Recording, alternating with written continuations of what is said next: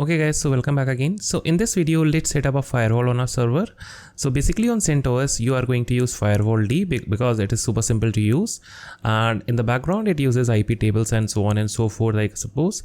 But you do not need to do anything about that. You need to simply know about certain commands about Firewall D. That is how to open ports, how to open services on your firewall. So let's quickly see that. How do we do that? So firstly, what you need to do, you need to install Firewall D on your system. So I'll say sudo dnf install firewall D, not wasl but vol D, not like this, it is like this, and then we will pass in -y to install it silently, and it would take a couple of seconds to install. And it is installed. And as I told you that IP tables is also a dependency of Firewall D, but you do not need to know anything about IP tables because Firewall D automatically manages your IP tables.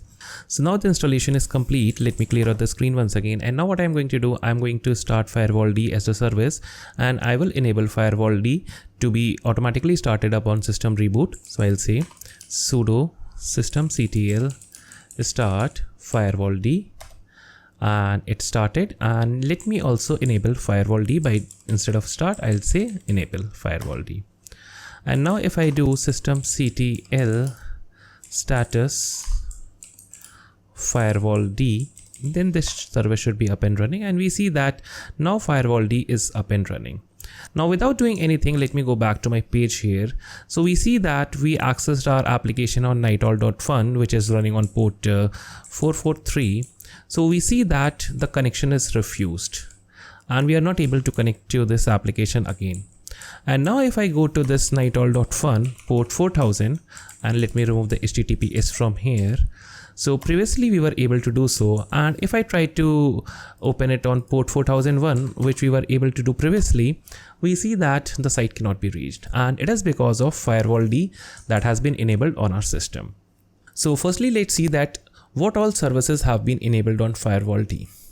So I'll say firewall -cmd list, and it is like this, that is -list services. So we see that it should be a sudo command, so we need to prefix sudo here.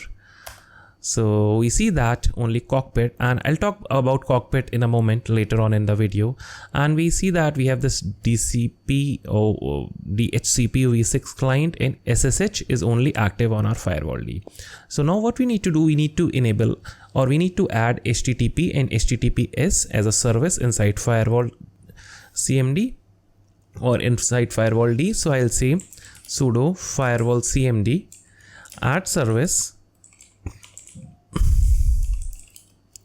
and the service name is HTTP, and then the zone is going to be public. Though you do not need to specify a zone, but I would highly recommend you provide zones here so that later on you can check that what all services are present inside which zones. And you can have a look at the documentation of Firewall D, but if you are running along with me, then you do as I do it. And then I want to make this rule permanent like this. And now our HTTP thing is done. And if I now list services, we would be seeing that HTTP should be here present as well.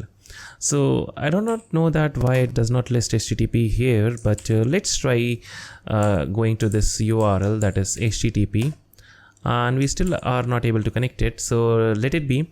So now what I'll simply add HTTPS also. So I'll add HTTPS also as a service here, like this, and zone would be permanent, public, sorry, and it should be permanent like this. And I know that why we do not see this thing here, that is the HTTP here, because we needed to reload the Firewall CMD thing here. But let me add HTTPS, and then I'll reload the Firewall D thing here. So now let me add it here, and still if I do list services, we won't be seeing that HTTP and HTTPS here. So what we need to do, we need to simply issue this command, that is firewall cmd and -- reload like this, and this should be a sudo command here. And now it's a success. And now if I'll do list services, so we see that we have HTTP and HTTPS also. So now if I go back to my application here, that is on port that is without HTTPS, we should be redirected to our HTTPS thing, and this is working here, pretty awesome. But now we see that these ports, that is 4001 which were running successfully before, are now automatically blocked here. So let's see that how do we open this port 4000 using firewall CMD. Though we are not going to do that, but still I am showing you that how do you enable ports or open ports using firewall CMD. So I'll do sudo firewall CMD -- add port, that is add port, and then the port number. So the port number in this case would be like this is equal to 4000/TCP because it's a TCP port, and just like this. And what you can also pass, you can simply pass in zone also here, that is zone would be like equal to public, like this, and this also works. So now if we go here on our web page here, and now if we try to reload, we see that now this application is responding because this port 4000 is open. But since we do not never want to use this port here, that is 4000 on our production environment, so we will disable this port once again. So we'll use the same command here, and this time we'll simply say remove port 4000/TCP. And now this port is stopped and it should not be working. And now and it is not stopped here. So what we need to do, we need to simply again issue that command, that is firewall CMD reload. So now this should not be working here. So, and that's pretty much it. So what more I can tell you about this firewall CMD? So let's go back and let's have a look at all the ports here. So sudo firewall CMD -- list ports. So if there are any open ports, then those would be listed. So we cannot see any ports. And if I do list services, then we would see that what all services are enabled. And in our case, HTTP, HTTPS, and SSH. And lastly, you might also do this thing here. That is, in case the firewall CMD reload is not working, then you can simply issue this command, that is sudo systemctl reload of firewall D. So basically it reloads the service also.